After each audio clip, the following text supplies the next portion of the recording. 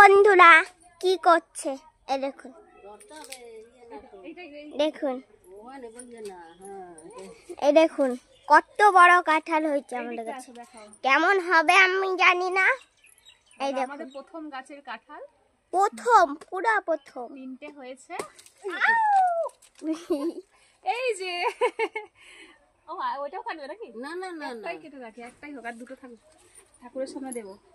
এই যে কাঁঠাল বন্ধুরা, এই দাঁড়াও এখানে দেখাই। এই যে কাঁঠাল হয়েছে প্রথম গাছের ফল, ঠিক আছে? এই গাছটা প্রথম ফল দিয়ে দেখাবো গাছটা। তো এই যে এই অনেকটা পেকে গেছে, প্রায় নরম হয়েছে, রোদ্দুর উঠো।